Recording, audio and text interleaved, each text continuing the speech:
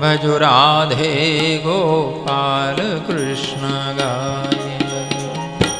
कृष्ण गोविंद गोपाल गाइए रे, राधे गोपाल कृष्ण गाइए। ओ गोविंद गोपाल गाइए रे, भजो राधे गोपाल कृष्ण गाइए। कृष्ण गोविंद गोपाल गाइए रे, भजो राधे गोपाल कृष्ण गाइए। ओ गोविंद गोविंद गाइए रे, भजो राधे गोपाल कृष्ण गाइए। कृष्ण गोविंद गोपाल गाइए रे, भजो राधे गोपाल कृष्ण गाइए। गिरधारी गिरधारी गाइए रे, भजो राधे गोपाल कृष्ण गाइए रे। गिरधारी गिरधारी गाइए रे, भजो राधे गोपाल कृष्ण गाइए रे। हे गिरधारी गिरधारी गाइए रे, भजो राधे गोपाल कृष्ण गाइए रे। गिरधारी गिरधारी गाइए रे, भजो राधे गोपाल कृष्ण गाइए। ओ गोविंद गोपाल गाइए रे, भजो राधे गोपाल कृष्ण गाइए। कृष्ण गोविंद गोपाल गाइए रे, भजो राधे गोपाल कृष्ण गाइए। हो गोविंद गोविंद गाइए रे, भजो राधे गोपाल कृष्ण गाइए। कृष्ण गोविंद गोपाल गाइए रे, भजो राधे गोपाल कृष्ण गाइए। मुरली मनोहर गाइए रे, अवनंद के लाल को रिझाइए रे। मुरली मनोहर गाइए रे, भवनंद के लाल को रिझाइए रे। हे मुरली मनोहर गाइए रे, पवनंद के लाल को रिझाइए रे। मुरली मनोहर गाइए रे, भवनंद के लाल को रिझाइए। ओ गोविंद गोपाल गाइए रे, भजो राधे गोपाल कृष्ण गाइए। कृष्ण गोविंद गोपाल गाइए रे, भजो राधे गोपाल कृष्ण गाइए। हो गोविंद गोविंद गाइए रे, भजो राधे गोपाल कृष्ण गाइए। कृष्ण गोविंद गोपाल गाइए रे, भजो राधे गोपाल कृष्ण गाइए। हे गिरधारी गिरधारी गाइए रे, भाई मीरा के नाथ को रिझाइए रे। गिरधारी गिरधारी गाइए रे, भाई मीरा के नाथ को रिझाइए रे। हे गिरधारी गिरधारी गाइए रे, भाई मीरा के नाथ को रिझाइए रे। गिरधारी गिरधारी गाइए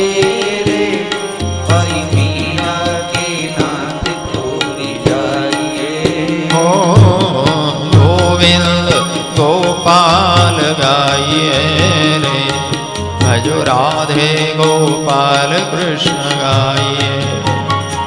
कृष्ण गोविंद गोपाल गाइए रे, भजो राधे गोपाल कृष्ण गाइए। ओ गोविंद गोपाल गाइए रे, भजो राधे गोपाल कृष्ण गाइए। कृष्ण गोविंद गोपाल गाइए रे, भजो राधे गोपाल कृष्ण गाइए। हो गोविंद गोविंद गाइए रे, भजो राधे गोपाल कृष्ण गाइए। कृष्ण गोविंद गोपाल गाइए रे, भजो राधे गोपाल कृष्ण गाइए। ओ गोविंद गोविंद गाइए रे, भजो राधे गोपाल कृष्ण गाइए। कृष्ण गोविंद गोपाल गाइए रे, भजो राधे गोपाल कृष्ण गाइए। हो राधे गोपाल कृष्ण गाइए। भजो राधे गोपाल कृष्ण गाइए। हो राधे गोपाल कृष्ण गाइए। भजो राधे गोपाल कृष्ण गाइए। द्वारिकाधीश श्री गोवर्धननाथ श्री यमुने महाराज श्री भागवत भगवान सद्गुरुदेव। ओम नमः पार्वती पते हर हर महादेव।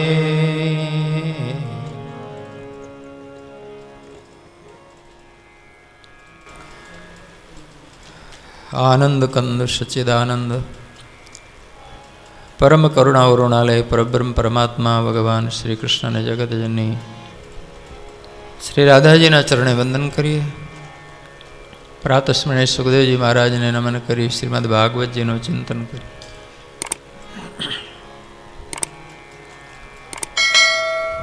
पांचमा स्कंद में सुखदेव जी महाराज मनु महाराज बीजा पुत्र प्रियव्रत वंशनी कथा कही। प्रियव्रत ने नानपणथी नारदजी महाराजनो सत्संग मळ्यो। मन में वैराग जाग्यो। परण्याय नता, हजी कुंवारा हता। महल छोड़ी गंधमादन पर्वत में जईने निवास कर्यो। भगवान की भक्ति में डूब्या। मनु महाराज ने पोतानी गादी में 1 करोड़ वर्ष थई गया। हवे तो खूब वृद्ध थया था, पछी कंटाळ्या। हाँ, आंकड़ा सांभळी घणीवार लोको गभराई जाय छे। करोड़ वर्ष जीव्या। ए सृष्टिनो प्रारंभ काळ हतो। ए वखते जीवता हशे। कर्तुम अकर्तुम अन्यथा कर्तुम समर्थः परमेश्वर है। अपनी धारणा में आवे तो थाय, अपनी कल्पना में न आवे एवं पण थाय। जगत में एनु नाम भगवान की लीला। पुराणों में एवं उल्लेख मळे छे कि सृष्टिना प्रारंभ में बहु लांबू आयुष्य लोको भोगव्या छे। धीमे धीमे ओछुं थतुं गयुं तो ए लाख लाख वर्ष आयुष्य भोगवनारा हता। पछी धीमे धीमे हजारों में आया। हवे दशरथजी महाराज की उमर 60,000 वर्षनी हती त्यारे राम जन्म्या छे।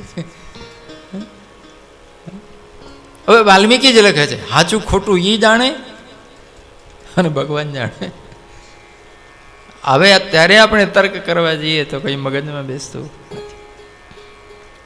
हवे तो 60 वर्ष थाय तो आशा छूटी जाए।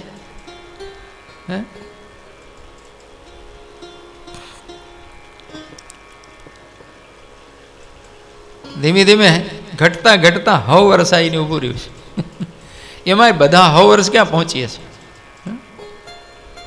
ભવિષ્ય પુરાણમાં વ્યાસજી એવું ઉલ્લેખ કરતા ગયા છે કે કળયુગનો અંત આવતા આવતા, કળયુગ તો હજી સ્ટાર્ટ થયેલો છે, 5000 વર્ષ ગયા છે.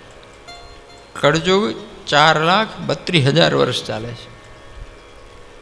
તો કે કળયુગનો અંત આવતા આવતા લઘુજીવન સંવત 15 માણસનો આયુષ્ય 15 વર્ષ આસપાસ રહી જશે. એ પૂર્ણ આયુ કહેવા છે. પહેલાં શરીર બહુ પ્રછન્દ હતા, હાઈટ બોડી ફૂલ. ધીમે ધીમે ઘટતા ઘટતા અત્યારે આપણે જોઈએ છે ને 5-6 ફૂટની વચ્ચે આવી ગયો છે. પણ કળયુગનો અંત આવતા આવતા વ્યાસજી એમ ઉલ્લેખ કરતા ગયા છે કે માણસનું શરીર હવા વેતનું રહી જશે. વેત કહેવાય ને, એ ફૂલ હાઈટ હશે અને 15 વર્ષ આયુષ્ય હશે. ગભરાવાની જરૂર નથી. 15 વર્ષમાં આપણે દાદા પરદાદા થઈ જશું. હા, અત્યારે જેમ 4-5 પેઢી સુધી માણસ જોઈ શકે છે એમ જોવાશે. એટલે પરિવર્તન દરેક બાબતમાં આવશે. ભલે સાચું ખોટું જે હોય. પણ મનુ મહારાજ છેલ્લે પછતાણા છે કે આખી જિંદગી સંસારમાં સત્તામાં સુખમાં મેં વિતાવી, પણ આ જગતમાં નથી કોઈ તૃપ્તિ કે નથી શાંતિ. અને છોટે આમાંથી કંટાળો એ નથી આવતો કે છોડીને બહાર નીકળીએ. આવો આશ્ચર્ય. જો સંસારમાં કે તો આપણે ધરાઈ જઈએ તો બરાબર છે કે ચલો આપણે પૂર્ણતાને પામ્યા, સંતોષ થઈ ગયું, બધું ભોગવ્યું, જીવ્યા. તો કે ના, માણસને સંતોષ તો થતો નથી, કોઈ ધરાતો નથી, એક કંઈ ઇન્દ્રિય તૃપ્ત થતી નથી. આપણે ગઈકાલે દેવહૂતિ માતાની ફરિયાદ સાંભળીને કે દિવ્ય વિમાનમાં બેસી 100 વર્ષ સુધી અસીમિત સુખ ભોગવ્યા તો એ મારી ઇન્દ્રિયો હજી વિશ્વમાં દોડે છે. તો ચલો, જો તૃપ્તિ ન મળતી હોય, માણસનું મન ધરાતું ન હોય, તો છોટે કંટાળો તો આવવું જોઈએ કે આમાં ને આમાં શું છે. કંટાળો હોય તો છૂટી તો જાય. સુખદેવજી કહે છે નથી તૃપ્તિ મળતી, નથી કંટાળો આવતો. બસ આશા હોય છે કે હવે હરખું થશે, હવે હરખું આવશે અને આયુષ્ય પૂરું થઈ જાય. માણસ છેતરાય છે, સુખદેવજી કહે છે. ઘણા લોકો અમને કહેતા હોય છે કથા સાંભળ્યા પછી, હાથી સાંભળે ને એટલે કે બસ આ છોકરાઓ પરણી દઈએ ને બાપુ, પછી અમારે તમારે ભેગા જ આવવું છે. બહુ સરસ. પછી છોકરાઓ પરણી ગઈ હોય ને પછી પૂછીએ કે હવે કેમ છે, હજી થોડી વાર છે. હવે તો છોકરાઓ પરણવા જેવા થયા, હવે શું છે. લોકોને થાય હવે હમણાં હરખું થશે એટલે હવે ભજન કરશું, હવે હરખું થશે. એટલે હરખું થતા થતા હાવ હરખું થઈ ગયું, ભજન થતો નથી. માણસને એમ લાગે છે કે જવાબદારીઓ મારી પૂરી થઈ જાય પછી તો શાંતિથી ભજન જ કરવું છે. પૂછજો કેટલા કરે છે. જવાબદારી કઈ તારીખે પૂરી થવાની છે બોલો, નક્કી છે? મને એવું લાગે છે કે વધતી જાય છે. તો નથી આમાં તૃપ્તિ કે નથી કંટાળો આવતો કે છોડીને બહાર નીકળી જઈએ એટલે ભગવાનની ભક્તિ થાય. મનુ મહારાજ છોટે નિર્ણય લીધું કે રાજગાદી છોડીને વનમાં જઈને ભાગવત સ્મરણ કરવું છે. પ્રિયવ્રતને સમજાવે છે કે બેટા ગાદી સંભાળ. પ્રિયવ્રત પૂછે છે કે પિતાજી કેમ તમે વનમાં જવા વિચારો છો? તો કે સંસાર ખોટો છે, આમાં ક્યાંય કોઈ તૃપ્તિ નથી, શાંતિ નથી, જીવન વ્યર્થ જાય. પ્રિયવ્રત કહે છે બાપા તમને હવે સમજાણું, સારું છે મને વહેલું સમજાણું છે. જે સિંહાસનમાં જે રાજમહાલમાં તમને જ કંઈ નથી મળ્યું, મને હું કામ દેવો છો? તમે જ પછતાણા છો, મન દેવા યાર, તો કંઈ સારું દેવો છો? ઘણી વાર લોકો કહે આ સંસાર નકામ, અહીં નથી એ સંસારમાં. આ તો ફસાણા છે, કંટાળો છે. પછી પાછા કે બાપા દીકરાના લગ્નમાં આવજો. તો હું ધીમે રહીને પૂછું કે જેમાં તમે જ હેરાન થયા છો, છોકરાને હું કામ ફસાવો છો? તો કે કરવું જ પડે. જો તમે જ કંટાળ્યા હતા કે આમાં પડવા જેવું નહોતું, તો આના બિચારાને શું કામ? ના, એ તો પ્રિયવ્રત કહે છે તમને કોઈ તૃપ્તિ નથી મળી. સંસાર એ ફોતરાનો ઢગલો, અને છોતરાના ઢગલામાં ગમે એટલું કૂટો, એમાંથી કંઈ નીકળે? પ્રિયવ્રત કહે છે કે તમે કૂટી કૂટીને થાક્યા ને કંઈ ન મળ્યું તો ધોકો મને દેવા આવો છો. સુખદેવજી કહે છે કે છોતરાના ઢગલાને આખી જિંદગી કૂટશો તો એમાંથી કંઈ નીકળતું નથી. થાકવાનો ધંધો. પ્રિયવ્રત કહે છે મારે રાજગાદી નથી જોઈતી, જેને દેવું હોય દઈ દો, મારે ભગવાનનું ભજન જ કરવું છે. બ્રહ્માજી આવીને સમજાવે છે પ્રિયવ્રતને કે બેટા આવું ન બોલ, જા સંભાળી લે. તારા પ્રારબ્ધમાં, ભાગ્યમાં રાજ સિંહાસન, પત્ની, પુત્ર બધું લખેલું છે, તો તારે તારો પ્રારબ્ધ તો પૂરો કરવો ને. પ્રિયવ્રત બ્રહ્માજી ના પાડે છે કે જે લખ્યું હોય એ ચેકી નાખો, મને નથી જોઈતું. તો બ્રહ્માજી કે હું મહેતાજી છું, લખવાનો હકદાર, ચેક ચાક ન કરી શકું. અવશ્યમેવ ભોક્તવ્યમ કૃતમ કર્મ શુભાશુભમ. એક સૂત્ર છે કે માણસે જે કર્મ કર્યું છે, સારું અથવા ખોટું, એનું પરિણામ જે સારું આવે કે ખોટું આવે, અવશ્ય ભોગવું પડે. ભોગવ્યા સિવાય એ જતું નથી. તમારું કરેલું છે તમારે ભોગવવાનું છે. ઘણી વાર લોકો એવું માને છે કે ચાલો આપણાથી ઘણા પાપ થયા છે તો થોડા પુણ્ય કરી લે ને, પુણ્ય પાપ કપાય. પણ શાસ્ત્રો સંમત નથી, ના પાડે છે કે પુણ્યના બદલામાં પાપ નથી કપાતા અને પાપના બદલામાં પુણ્ય નથી કપાતા. ભગવાનના ઘરે એવો હિસાબ નથી હાલતો. તો કે જેટલા પુણ્ય કર્યા હો 100% ભોગવવા પડે છે, અને જેટલા પાપ કર્યા હો એ 100% અદલા બદલી થતી નથી. એટલે તો આ સૂત્ર બોલ્યા બ્રહ્માજી, અવશ્યમેવ ભોક્તવ્યમ કૃતમ કર્મ શુભાશુભમ. શુભ અને અશુભ બંને અવશ્ય ભોગવવા પડે છે. એટલે માણસના જીવનમાં તમે જોજો, અમુક રીતે દરેક વ્યક્તિ સુખી હોય છે, અમુક રીતે દરેક વ્યક્તિ દુઃખી હોય છે. કેમ કે દરેક વ્યક્તિ અમુક પુણ્ય કરે છે અને દરેક વ્યક્તિ અમુક ભૂલો થાય છે, અને બે સાથે સાથે ભોગવે છે. ઘણા લોકો શરીરથી તંદુરસ્ત છે, શરીરનો દુઃખ તો નથી, પણ પૂછજો બીજી ઉપાધિઓ. ઘણાને પૈસે ટોકો વાંધો નથી, પણ પૂછજો કે તમે તો જલસા કરો, ખબર પડશે કેટલા જલસા છે. એ તો પોતાના દુઃખ દરેકને પોતે જ દેખાય ને. કોઈને માનસિક સંતાપ, તો કોઈને આર્થિક પીડાઓ, તો કોઈને શારીરિક પીડાઓ.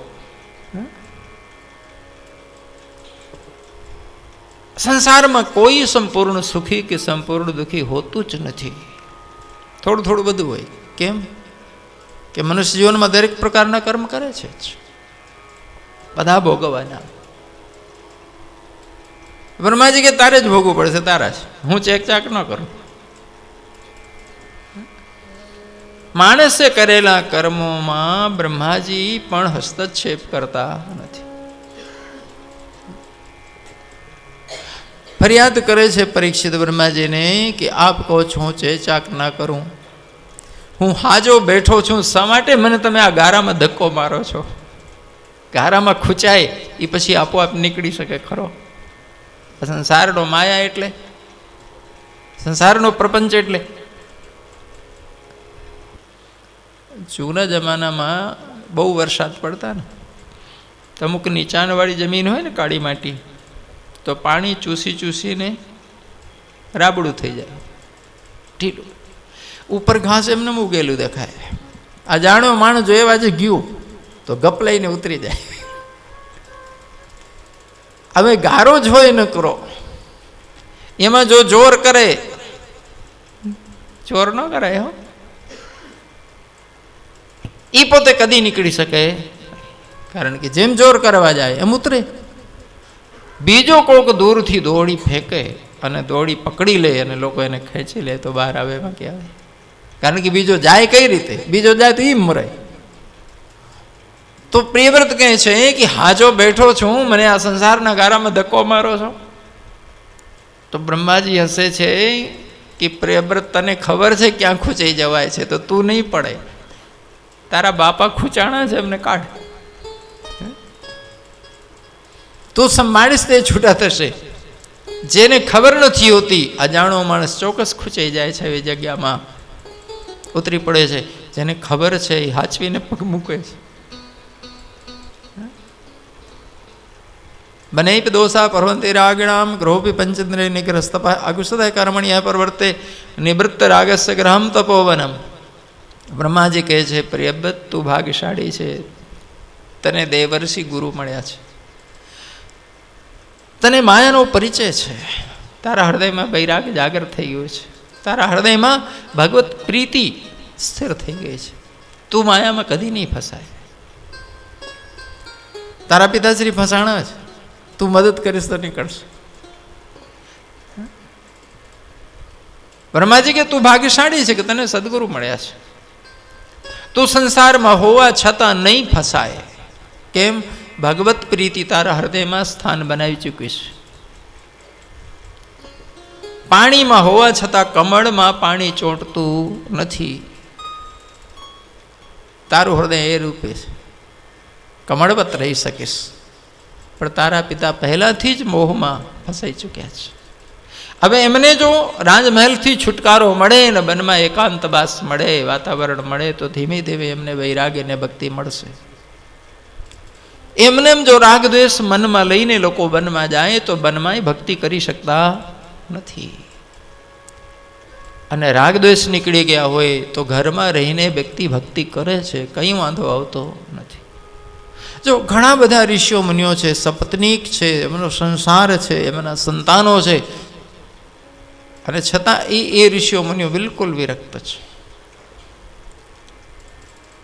શું વ્યાસજી મહારાજ પત્ની પુત્રવાળા નથી?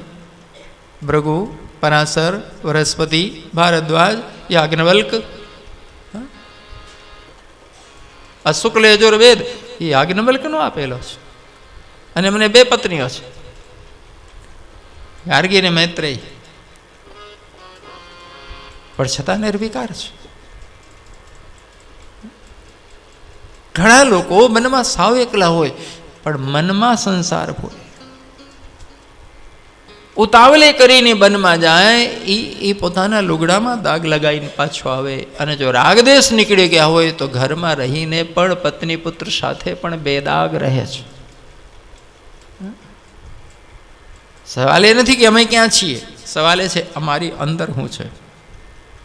અમે ભલે હરિદ્વારમાં બેઠા હોઈએ, પણ હોઈ શકે કે રાજકોટ ભેગું હોય. અમે જોયા ઘણી વાર લોકો શ્રાવણ મહિનો આખો હરિદ્વાર જતા, હાલો ભજન કરશું. પણ સવારમાં ઉઠતા જ બીડી પીવાની ટેવ હોય તો શું માનો છો હરિદ્વારમાં નહીં હોય? આખું છાપું 2 વખત વાંચી નાખતો હોય, હું હરિદ્વારમાં છાપું નથી મળતું. અને હાંજ પડે તો અડધી કલાક ફોનમાં ચોંટ્યો હોય. એટલે એના કરતા રાજકોટ હું ખોટું હતું. છોકરાઓ તો સમજે કે બાપા ભજન કરવા ગયા, પણ ટેવ તો ભેગી હોય ને. શરીર હરિદ્વારમાં હોય બહુ મહત્વનું નથી, હૈયામાં હરિદ્વાર આવી ગયું હોય તો બહુ મહત્વનું છે. એટલે બ્રહ્માજી કહે છે બનૈપ દોષા પર્વંતે રાગિણામ. રાગી પુરુષો માટે રાગદ્વેષ લઈને બેઠા છે, એમને હિમાલય પણ કામ લાગતું નથી. રાગદ્વેષને મનમાંથી કાઢી શક્યા હોય તો ઘર પણ તપોબન છે એના માટે. પ્રિયવ્રતને વાત સમજાઈ ગઈ. તો પ્રિયવ્રત બ્રહ્માજી આજ્ઞા માની પોતાની રાજગાદી સંભાળી પિતાજીને મુક્ત કર્યા. પ્રિયવ્રત પરણ્યા, 7 પુત્રો થયા. આ ધરતીના 7 દ્વીપ અને 7 સમુદ્રો છે. આપણે બેઠા છીએ મધ્ય ભાગ છે, જંબુદ્વીપ નામ છે. મોટા પુત્ર આગ્નેયગિરને જંબુદ્વીપની સત્તા એમને સોંપી. એક એક દ્વીપ એક એક છોકરાઓને વહેંચી આપ્યો હતો. પાછલી ઉંમરમાં પ્રિવ્રત ફરીથી ભગવાનની ભક્તિમાં લાગી ગયા. આગ્નેયગિર મહારાજાને થયું કે મારા પિતાશ્રીએ નાનપણથી ભક્તિ કરી હતી, પછીથી સંસાર માંડ્યો, ચાલો હું પહેલાં ભગવાનની ભક્તિ કરી લઉં વનમાં જઈને, પછી લગ્ન વગન કરશું. હવે પિતાને નારદ જેવા સદગુરુ મળ્યા છે, સત્સંગ મળ્યો છે, વૈરાગ જાગ્યો છે. આગ્નેય મહારાજને નહીં કોઈ સત્સંગ મળેલો, નહીં કોઈ સદગુરુ મળેલો, પણ બાપાએ કર્યું એટલે મારે કરવું છે. ગયા તો ખરા, વનમાં રહીને સાધના શરૂ કરી, પણ એક દી ગડબડ થઈ ગઈ. પૂરચિત્ત નામની અપ્સરા એ વનમાંથી પસાર થતી હતી, અને માણસ યુવાન હોય અને એકલો રહેતો હોય, સંસારનો ખેંચાણ તો હોય જ. આગ્નેય મહારાજ પોતે બૂમ પાડીને એ અપ્સરાને બોલાવી કે મેડમ અહીં આવો ને. મેડમ તો આવીને બેઠા, એ વાતો વળ ગયા. આગ્નેયગિર કહે છે કેમ આપણે બે ભેગા રહીને ભજન કરીએ તો? પહેલે કે વાંધો નહીં, આપને વાંધો નહીં તો મને ક્યાં વાંધો છે, આપણે બે જણ ભજન કરશું. હવે બે ભેગા થયા, બનમાં ભજન થાય. સુખદેવજી કહે છે એક પછી એક 9 દીકરા થયા, તો પછી આખી ટીમ ઘરે ભેગી.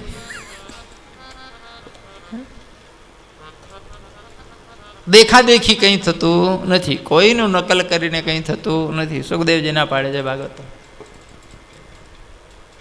ભગવાને દરેક વ્યક્તિને સ્વતંત્ર બનાવ્યા છે, કોઈની નકલ કરીને બનાવી નથી, કોઈની કોર્બન કાપી કરી નથી. જગતમાં પરમાત્મા કદી કોઈ વસ્તુ રિપીટ કરતા નથી. દિને દિને નવમ નવમ ભજામિ શ્યામ સુંદર. જગત સતત ગતિ કહે છે, પરિવર્તન પામે છે, પણ આજ સુધી આ સંસારમાં સૃષ્ટિમાં કદી રિપીટ થયું કોઈ બાબતે. જો 2 સૂત્ર આ કાઢે છે, આ સૃષ્ટિમાં કદી રિપીટેશન નથી. બીજું એક સૂત્ર છે કે આપણે બધા સદાકાળ હતા ને સદા રહેશું. ખ્યાલ આવ્યું? ગીતામાં ભગવાન કહે સર્જન તો એ અહમ જાતો ના સમદ પમને મેં જનાધિપ રચયું ને ભવિષ્યામે સર્વે બે મત પરમ. કોઈ કાળ એવું નહોતું કે તું નહોતો, હું નહોતો ને આ બધા નહોતા, અને કોઈ કાળ એવું નહીં હોય કે જ્યારે તું નહીં હોય ને હું નહીં હોય ને આ બધા નહીં હોય.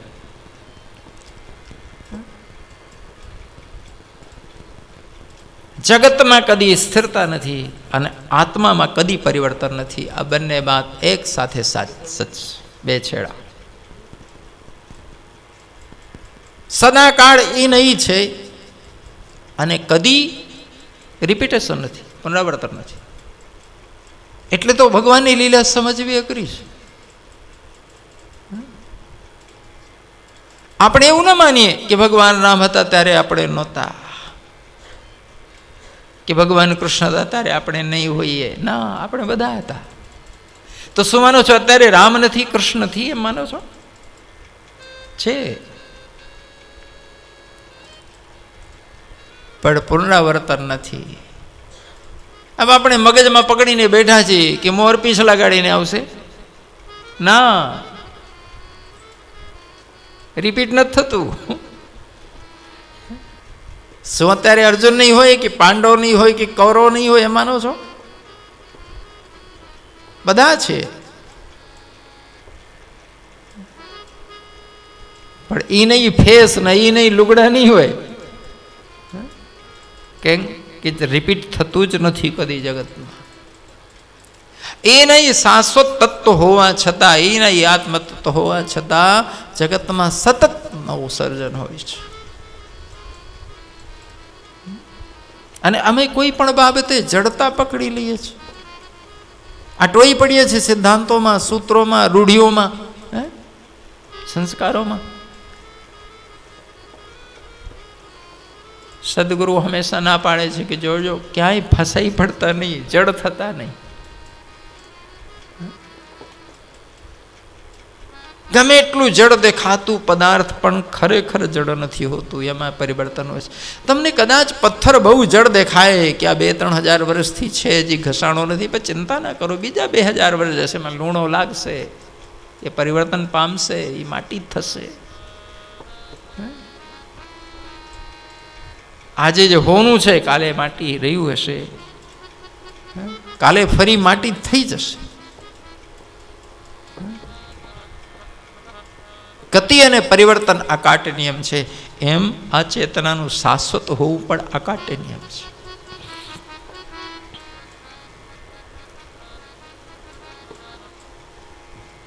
એટલે કોઈની દેખાદેખી કરવી નહીં, કોઈની નકલ કરવી. સાધનામાં પણ અમે બાજુવાળાને જોઈને સાધના કરીએ, ભક્તિ કરીએ, ખોટી પડે.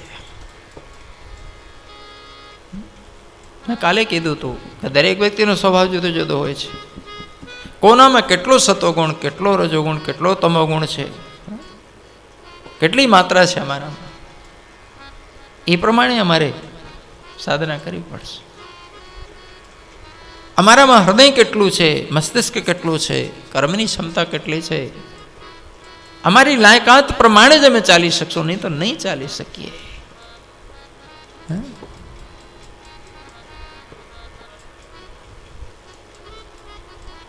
એક વ્યક્તિ હોઈ શકે છે કે એક સાથે 25 કિલોમીટરની દોડ લગાવી શકે. એક વ્યક્તિ એ પણ હોઈ શકે છે કે 25 મીટર ચાલવું અઘરું હશે.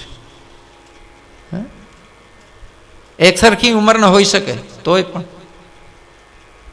તો શું બંનેને એક સરખી સાધના આપી દેવી? નહીં.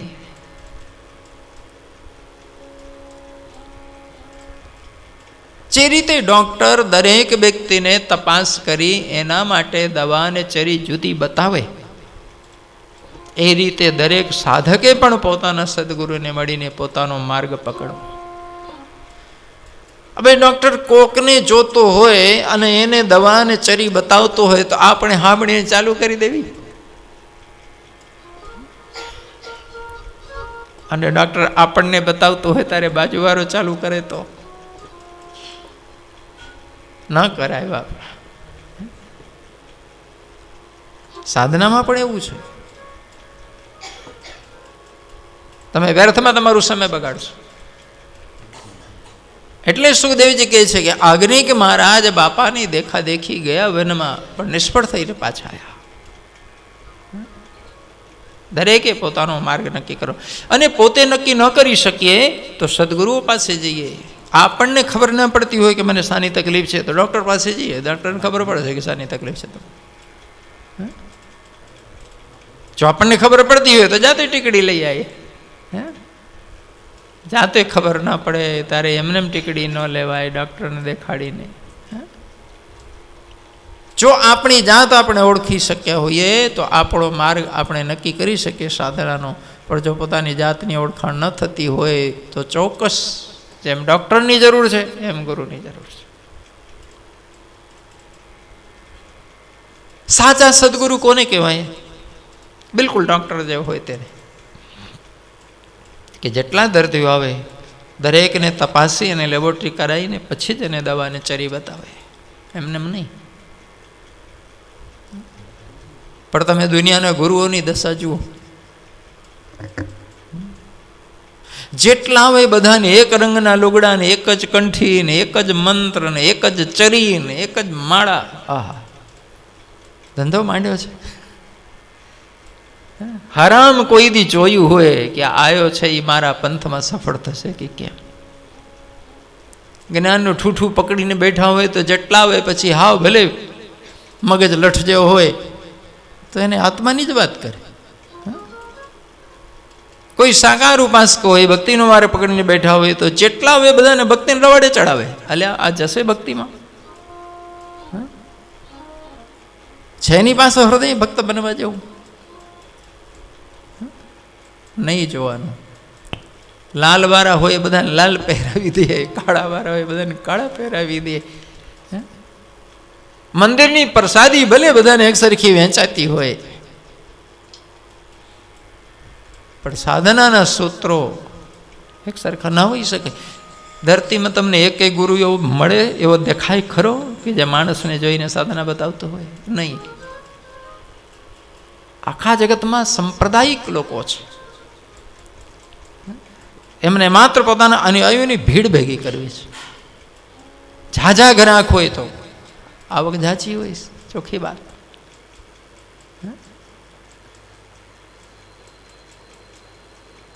નેતાઓને વોટરોની જરૂર, વ્યાપારીઓને ગ્રાહકોની જરૂર, સાધુઓને અનુયાયીની જરૂર છે.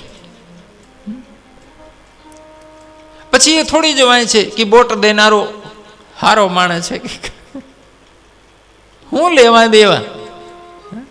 11 કરીને બોટ દેતો હોય તો ભલે, બોટલ પીને દેતો હોય તો આપણે બોટથી કામ. એમ વ્યાપારીને ગ્રાહક ગમે તેવું હોય, હું મતલબ એમ ધાર્મિકોને આ ધંધો છે. અને એ જો આપણો શિષ્ય થઈ જાય તો આપણે કહીશું કે તું તો ધન્ય થઈ ગયો, બસ સર્ટી આપી દેવાનું. નહીં, દેખાદેખી કંઈ થતી નથી અને કોઈનું નકલ કરીને કંઈ થતું નથી. આગ્નેયગીરની વાર્તા કરી છે. આગ્નેયગીરના જ વંશમાં નાભી મહારાજ થયા. નાભી મહારાજની પત્ની મેરુદેવીથી ભગવાન ઋષભદેવજીનો પ્રાગટ થયો. ઋષભ નારાયણ ભગવાન કી જય. ઋષભદેવજી જૈન સંપ્રદાયના આદિનાથ પ્રથમ તીર્થંકર છે. ત્યાંથી જૈન સંપ્રદાયની શાખા શરૂ થઈ.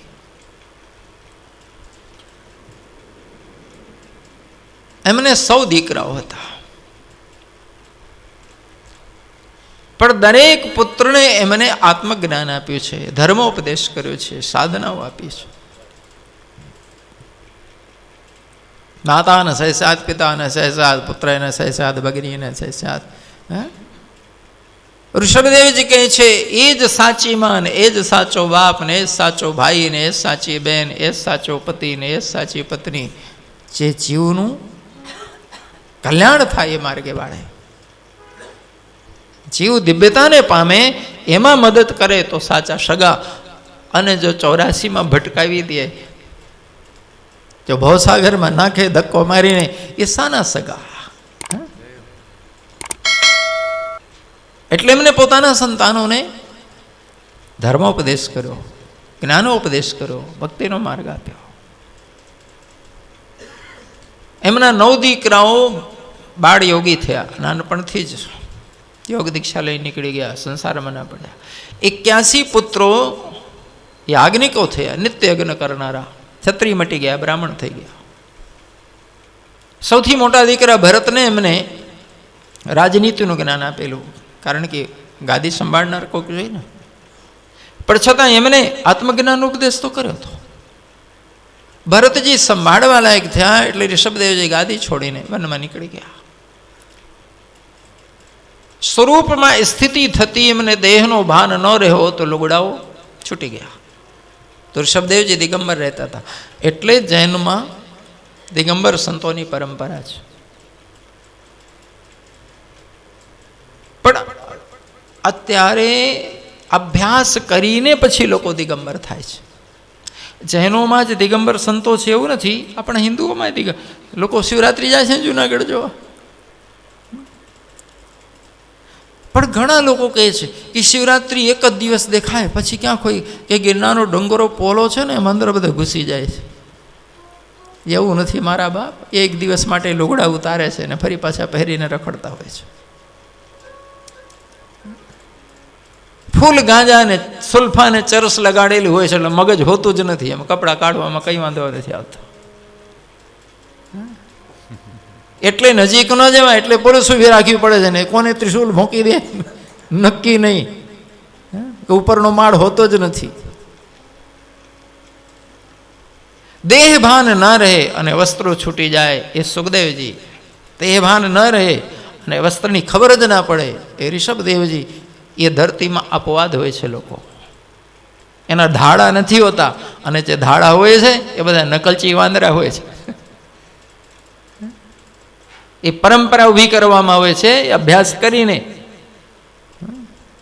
વાતાવરણ ઊભું કરીને બધું ઊભું કરવામાં આવે છે.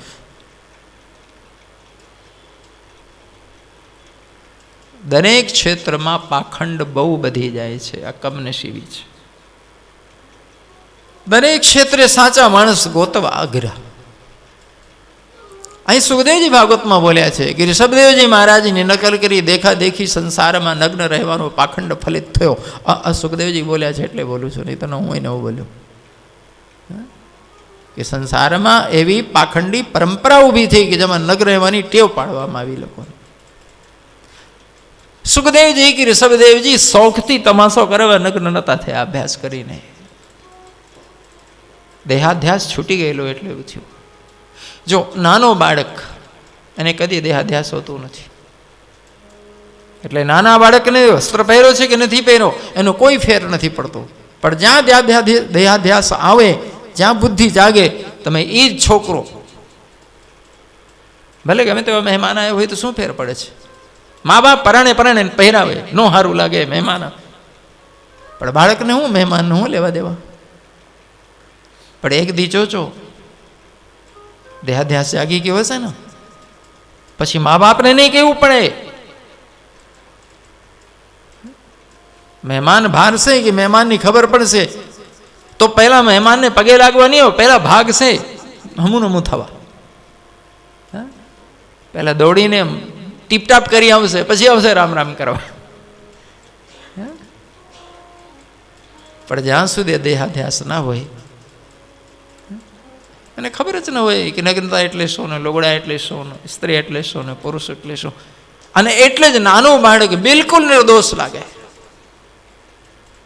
એ નગ્ન હોય તો રૂપાળો લાગે, કપડું પહેર્યું હોય તો રૂપાળો, એ કોઈ દી ખરાબ લાગતું. બાળકમાં જે બુદ્ધિ જ નથી પેદા થઈ, જગતની ખબર નથી પડી એટલે નગ્ન છે. ઋષભદેવજી અને સુખદેવજી જેવા સંસારથી પાર નીકળી ગયા છે, બધું જાણ્યું છે, અને જાણવા છતાં દેહાધ્યાસ છૂટી ગયેલું છે. જો દાખલા તરીકે કહું તો એક વ્યક્તિ નદીની આ કાંઠે બેઠું છે, એક વ્યક્તિ સામા કાંઠે બેઠું છે. બહારથી તો બંને હરખા લાગે છે, લાગે છે ને, પણ બંનેમાં તફાવત છે. આ કાંઠે બેઠું છે એ નદીમાં ઉતર્યો નથી, તર્યો નથી, ભીંજ્યો નથી, ડૂબકી મારી નથી, નદીનો અનુભવ નથી.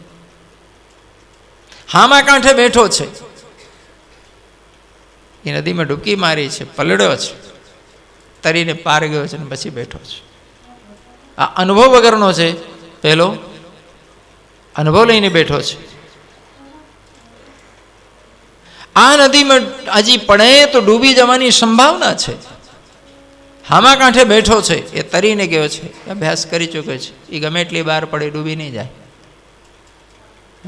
પણ જે ઉતર્યો જ નથી હજી, એમ બાળક નદીના આ કાંઠે છે. સુખદેવ અને ઋષભદેવ જેવા પાર થઈ ગયેલા વ્યક્તિઓ છે. બંનેની નગ્નતામાં આટલો જ તફાવત છે. આ અબુધ છે બાળક, પહેલા બોધથી પણ પાર થઈ ગયા છે. બચ્ચે જેને પાખંડ કહેવામાં આવે છે એ દેખાદેખી નકલ કરીને અભ્યાસ કરીને ઊભા છે. અને સુખદેવજી બિલકુલ નકારી કાઢે છે કે એની કોઈ વેલ્યુ નથી, નો વેલ્યુ. ફાયદો તો નહીં થાય, ઉડતાનું નુકસાન થશે, એ પોતે વ્યક્તિને અને સમાજને પણ. ઋષભદેવજી મહારાજ વનમાં ફરતા આત્મસિદ્ધિ થયેલી વ્યક્તિ. ઋષભનો અર્થ જ હોય છે સર્વાંગ સુંદર, જેમાં કોઈ ખોટ ન પકડી શકો. ઋષભદેવજી એટલા ખૂબસૂરત હતા, નિર્વસ્ત્ર હોવા છતાં પણ એટલું આકર્ષણ થાય લોકોને. અને એમાં પાછા યોગી પુરુષ, ટોળે ને ટોળા લોકો દોડે મળવા, દર્શન કરવા. પણ ખરેખર શા માટે જતા હોય? બાપુના આશીર્વાદ મળી જાય તમારું કામ થઈ જાય. આ રોગ સદાનો છે. કોકનો ધંધો નથી હાલતો તો કોકની સગાઈ નથી થતી, તો કોકને કંઈક ખૂટે છે, તો કોક માંદો છે, બધાને આશીર્વાદ જોઈએ છે. ઋષભદેવજી પ્રગાઢ જંગલોમાં અંદર જતા રહે તો લોકો ગોતીને આ પહોંચી જાય. તો ઋષભદેવજી મોઢામાં પથ્થરો નાખીને આખો દિવસ રાખે કે મોઢામાં પથ્થરો રહેશે, જીભ ઊંચી નીચી થશે નહીં, જવાબ દેવાશે નહીં. તો એ લોકો આખા દિવસ માટે જોઈને બેસી રહે કે હમણાં આશીર્વાદ મળશે. તો ઋષભદેવજી પોતે મળમૂત્ર કરીને એમાં આરોટે કે આવું બધું હું કરું ગંદુ તો લોકોને ધૂણા થશે ને મને કે પાગલ સમજીને જતા રહેશે. પણ સુખદેવજી કંઈ ઊંધું થયું. એટલી ઊંચી કક્ષામાં પહોંચી ગયા હતા કે શરીરના મળમૂત્રમાં બે દુર્ગંધ નથી, ઉલટી સુગંધ આવતી હતી. તત્સ્ય પુરી સસાહ વાયુ દસે ઓજન સમંતાત સ્વર્ભેમ ચકાર. સુખદેવજી કહે છે કે 10 ગાઉ સુધી પવન સુગંધિત થઈ જતું એ મળમૂત્ર કરીને આરોટે તો. હવે તો મોટો ચમત્કાર થયો, ઊંધું થયું, ટોળું વધારે ભેગું થવા માંડ્યું. પરિણામ શું આવ્યું? ઋષભદેવજી જંગલમાં હતા અને દાવાગ્નિ લાગી હતી. યદ્યપિ આત્મસિદ્ધ યોગીને અગ્નિ બાળી ન શકે, પાણી ભીંજવી ન શકે, મૃત્યુ મારી ન શકે, પણ ઋષભદેવજી પોતાના શરીરને અગ્નિને સમર્પિત કરી દીધું કે શું જરૂર છે પંચભૂતમાં આ કોથરો ઉપાડીને બેસી રહ્યો. જાણી જોઈને આ કંટાળાથી હવે સમજી લો કે લોકો કેટલા થકવી દેતા હશે. એમનું શરીર દાવાગ્નિમાં બળી ગયું, કારણ કે આત્મા કદી મરતો જ નથી. આગની શક્તિ નથી કે એમના શરીરને બાળી નાખે, પણ એમને ઈચ્છા કરી કે બળી જાય તો સારું, બળી ગયું. અહીં સુખદેવજી મહારાજ કહે છે કે સંતો પાસે જઈએ તો બોધ લેવા જઈએ, સત્સંગ માટે જઈએ, સાધના માટે જઈએ તો આપણું ભલું થાય ને સંતને આનંદ આવે કે મેં જે મેળવ્યું છે હું કોકને આપું, જીવનું કલ્યાણ થશે. પણ અમે પોતે એના માટે ન જઈએ, અમારા સંસારના પોટલા બાંધી બાંધી એમના માથે નાખીએ. આજ અમારા ઘરના ઝઘડા ટંટાની ફરિયાદ ત્યાં લઈ જવાની, આ સંસારની બીમારીઓ ને રોગ ને વ્યાધિઓ લઈ જાય ત્યાં એમને કાનમાં નાખવાની. અને એમને જો સંસાર આટલું કિંમતી લાગતું હતું તે સંસાર છોડી નીકળ્યા હોત. એ કહે છે સંસારમાં કંઈ નથી એટલે તમે બહાર થઈ ગયા, તમે આને છોડીને આવો આનંદ મેળવું હોય તો. પણ આપણે સંસાર ભેગું લઈને જઈએ છીએ.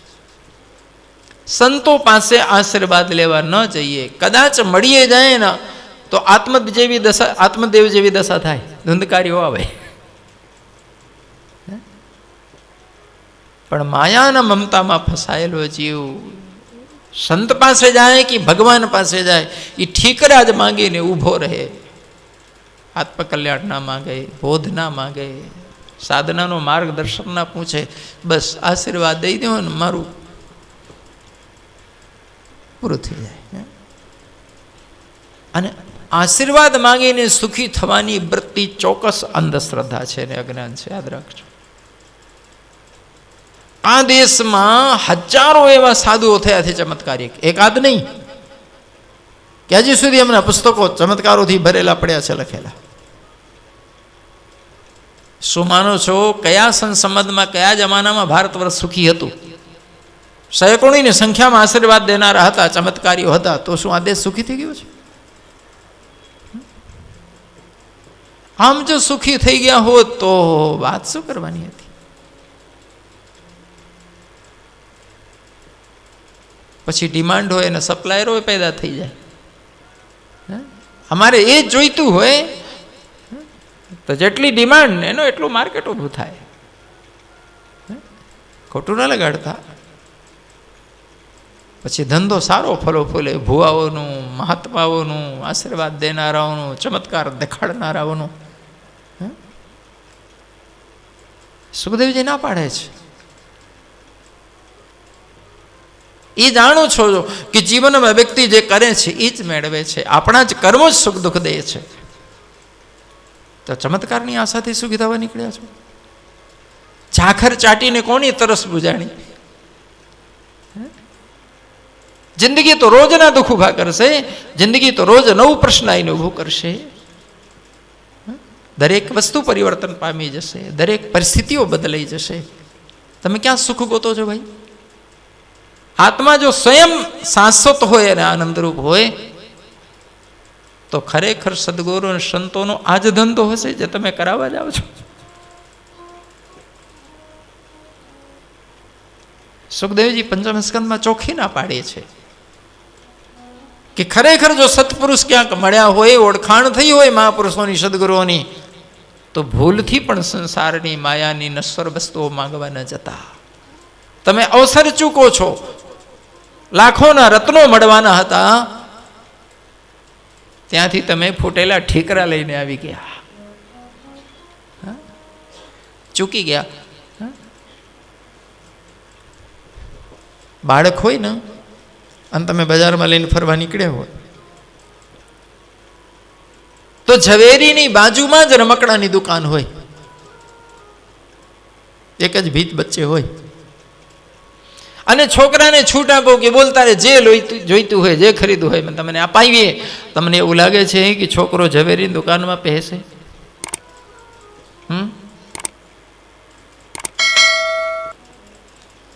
શાની ખરીદી થશે?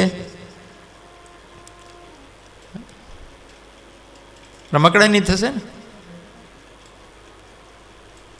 જો અમે ઝવેરીની દુકાનમાં બાજુમાં જો રમકડાની દુકાન નજરે પડે, ઝવેરી ન દેખાય ને ખરીદી કરીએ, નક્કી સમજી લેજો કે અમે જે બાળ બુદ્ધિથી બહાર આવ્યા નથી.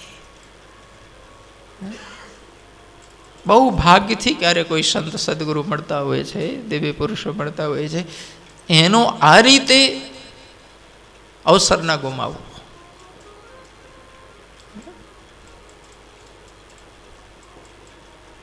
આપણે જે કરશું એ જ મળશે. એક કવિની કવિતા, એક झोली में फूल भरे हैं, एक झोली में कांटे रे, कोई कारण होगा, अरे कोई कारण होगा. एक झोली में फूल भरे हैं, एक झोली में कांटे रे, कोई कारण होगा, अरे कोई कारण होगा. तेरे बस में कुछ भी नहीं है, बांटन वाला बांटे रे, कोई कारण होगा, कोई कारण होगा. पहले बनती हैं तकदीरें, फिर बनते हैं शरीर. पहले बनती हैं तकदीरें, फिर बनते हैं शरीर. पहले बनती हैं तकदीरें, फिर बनते हैं शरीर. पहले बनती हैं तकदीरें, फिर बनते हैं शरीर. कोई राजा कोई भिखारी, कोई राजा कोई भिखारी, कोई राजा कोई भिखारी, कोई संत फकीर रे, कोई कारण होगा, अरे कोई कारण होगा. तेरे बस में कुछ भी नहीं है, बांटन वाला बांटे रे, कोई कारण होगा, अरे कोई कारण होगा. કવિ કહે છે પહેલા પ્રારબ્ધ તૈયાર થઈ ગયું હોય છે, પછી શરીરનો જન્મ થાય છે. અમારું આવતું જન્મ ક્યાં થશે અને શું શું મળશે એ આ જન્મમાં ફાઇલ તૈયાર થઈ ગઈ હોય છે, પછી બીજું શરીર મળે છે. એમને નથી મળી જતું. બોલો નવા ઘરે જવું હોય, તમારે જૂનું ઘર મૂકી દેવું હોય તો નવું પહેલા ભાડે રાખી લેવો કે તો બેચાતું રાખી લેવો, પછી ઘરનો સામાન ભરો છો કે સીધું ખટારામાં સામાન ભરીને પછી ઘર ગોતા નીકળો છો? ના, પહેલા નક્કી થઈ જાય, જોઈ આવીએ, પછી સામાન ભરાય. આવતું ઘર નક્કી ન થઈ ગયું હોય ત્યાં સુધી આ ઘર ખાલી થતું નથી. એવા મૂર્ખ કોઈ નથી કે બીજું મકાન જોયા વગર ચાબી લીધા વગર સામાન ભરી નીકળી પડે. पहले बनती हैं तकदीरें फिर बनते हैं शरीर.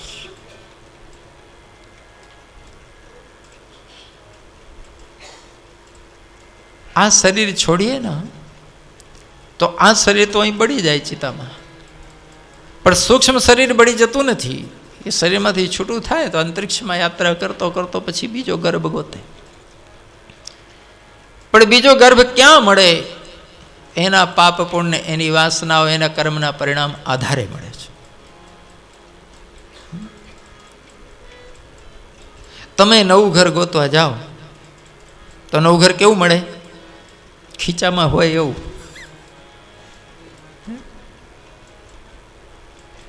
અને માણસ ઘર ગોતવા નીકળે હોય ને તો ઘરવાળા ખાસ ભલામણ કરે, જોજો મોટું ઘર લેજો, મહેમાનો આવે તો હાકડ ન પડે. પણ પૂછ્યું છે ખીચામાં જોર કેટલું છે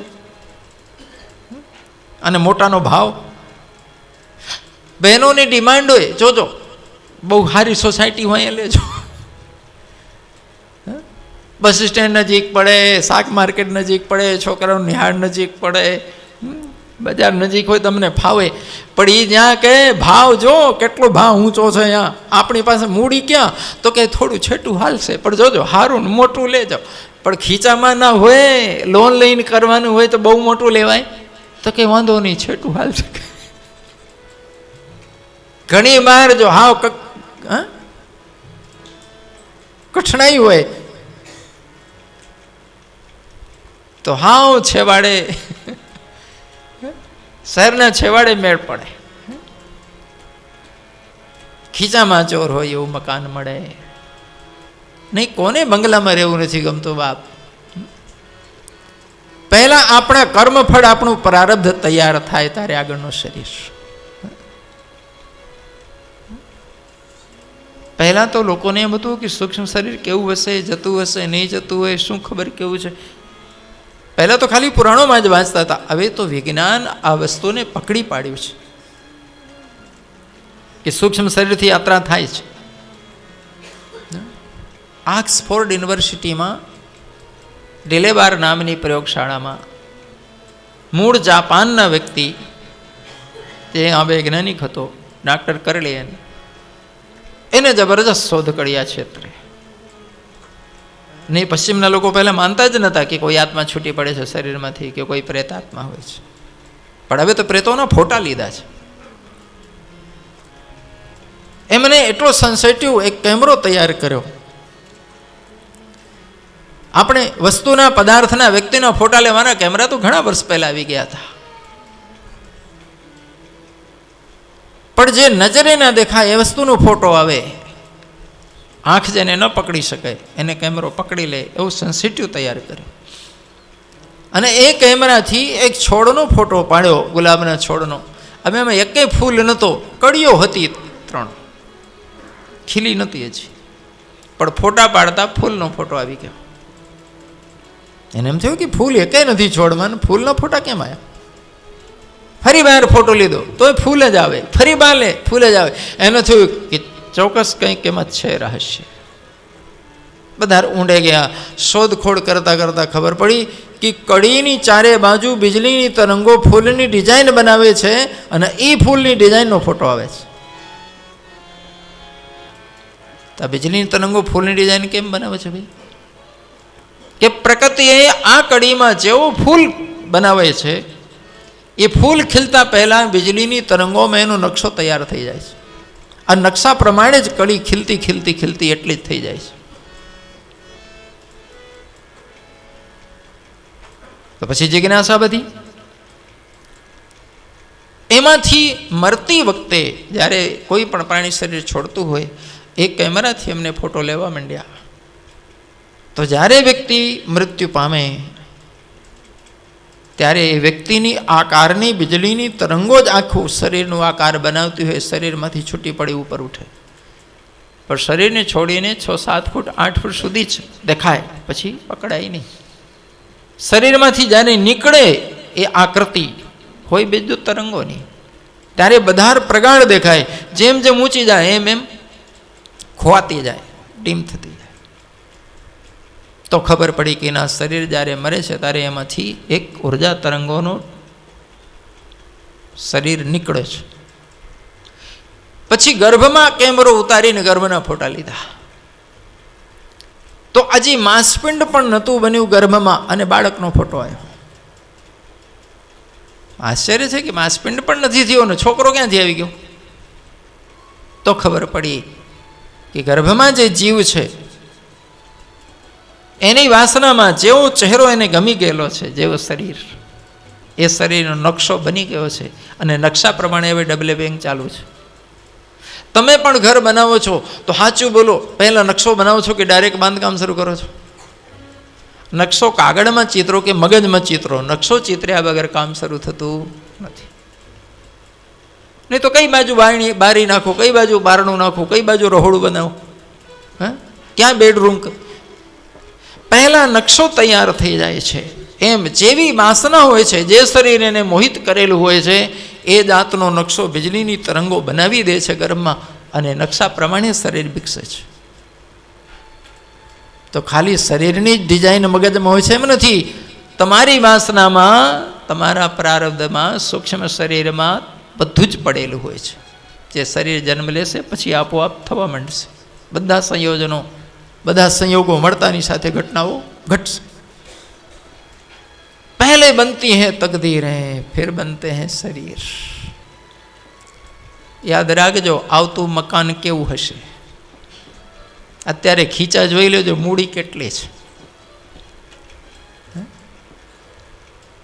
સાચું બોલો, જો આપણને ભગવાને પસંદગીનો ટાઈમ આપ્યો હોત કે બોલો ક્યાં જન્મ લેવું છે, તો રાજકોટ પસંદ કર્યું હોત કે ન્યુયોર્ક? મને નથી લાગતું રાજકોટમાં પસંદગી ઉતારી હોત. લોકોને બીજા મળે એટલે જેમ સ્વર્ગનો પરમિશન મળ્યો એટલા રાજી થાય છે.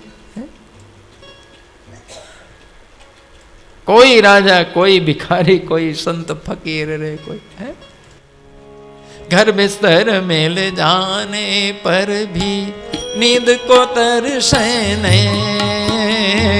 घर बिस्तर में ले जाने पर भी नींद को तरसे नैन. घर बिस्तर में ले जाने पर भी नींद को तरसे नैन. घर बिस्तर मिल जाने पर भी नींद को तरसे नैन.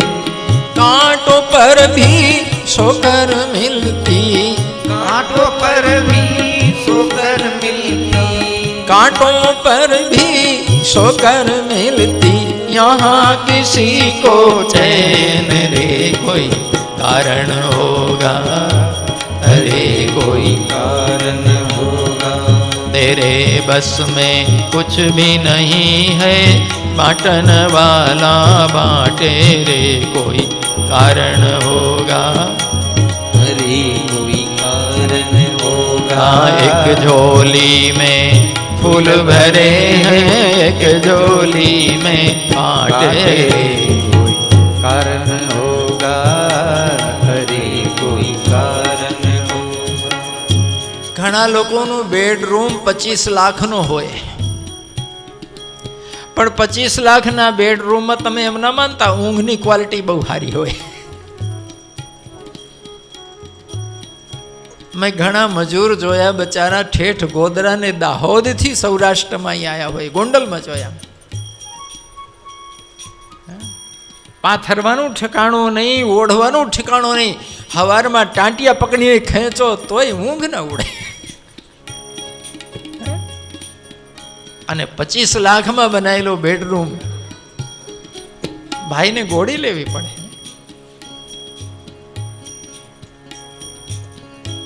एक झोली में फूल भरे हैं, एक सात सरोवर मिलने पर भी मिटे न किसी की प्यास.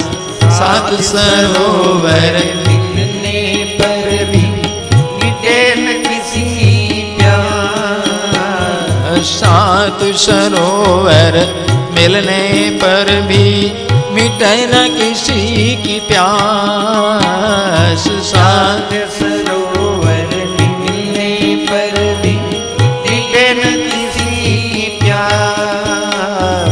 यहाँ बूंद में हो जाती है, बूंद में हो जाती है, यहाँ बूंद में हो जाती है पूर्ण किसी की प्यास रे। कोई कारण होगा, अरे कोई कारण होगा। तेरे बस में कुछ भी नहीं है, बांटन वाला बांटे रे। कोई कारण होगा, अरे कोई कारण होगा। एक झोली में फूल भरे हैं, एक झोली में कांटे रे। कोई कारण होगा, अरे कोई कारण होगा। किसी को मंदिर मस्जिद में भी मिलता नहीं है ज्ञान। किसी को मंदिर मस्जिद में भी मिलता नहीं है ज्ञान। किसी को मंदिर मस्जिद में भी मिलता नहीं है ज्ञान। किसी को मंदिर मस्जिद में भी मिलता नहीं है ज्ञान। किसी को मिट्टी पत्थर से भी, किसी को मिट्टी पत्थर से भी, किसी को मिट्टी पत्थर से भी मिल जाते भगवान रे। कोई कारण होगा, अरे कोई कारण होगा।